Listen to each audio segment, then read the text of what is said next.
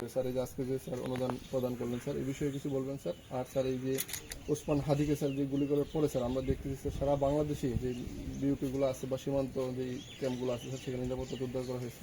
তো সেই ক্ষেত্রে স্যার আমাদের স্যার কী অবস্থা স্যার আমাদের সীমান্তের স্যার একটু বলবেন স্যার। আজকে আমরা একটি প্রাথমিক স্কুলের জন্য টিন দিলাম এবং বাচ্চাদের খেলার সামগ্রী বিতরণ করলাম।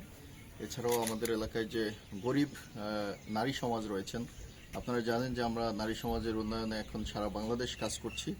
তো সেটারই অংশ হিসেবে আমাদের জনকল্যাণমূলক কার্যক্রমের পার্ট হিসেবে আমরা দুটি সেলাই মেশিন উপহার দিয়েছি। এছাড়াও আমাদের এলাকায় যে গরিব লোক রয়েছেন যাদের চিকিৎসা সুবিধা নেওয়াটা নিজেদের পক্ষে সম্ভব হয় না, ওনাদেরকে কিছু নগদ অর্থ দান করেছি চিকিৎসা সুবিধার জন্য।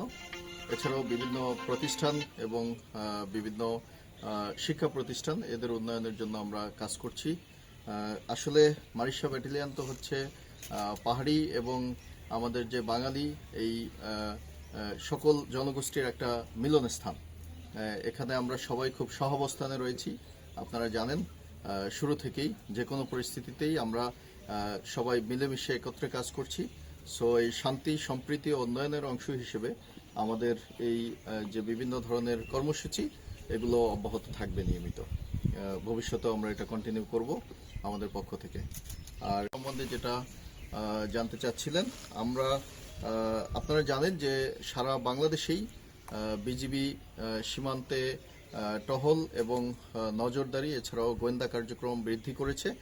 এরই অংশ হিসেবে আমরা আমাদের যে বিওপি এবং চেকপোস্টগুলো রয়েছে রেগুলার টহল আমরা কন্টিনিউ করছি। এছাড়াও এর অতিরিক্ত আমরা স্পেশাল টহল এবং অনেকগুলো চেকপোস্ট বসিয়েছি আমরা। আপনারা দেখে থাকবেন যে আমাদের চেকপোস্টগুলোতে যে সকল লোকজন যাতায়াত করছে তাদেরকে নজরদারি করা হচ্ছে এবং এক্সট্রা জবাবদিহিতার আন্ডারে নিয়ে আসা হচ্ছে, যাতে আমরা যে সন্দেহ করছি সেই সন্দেহভাজন লোকজনগুলো যেন আমাদের দায়িত্বপূর্ণ এলাকা দিয়ে বর্ডার পার হয়ে যেতে না পারে। সেটার জন্য যে সকল নজরদারি এবং গোয়েন্দা তৎপরতা বৃদ্ধি সেটা আমরা অব্যাহত রেখেছি। আশা করি আমাদের দায়িত্বপূর্ণ এলাকা সম্পূর্ণ সুরক্ষিত রয়েছে। ধন্যবাদ।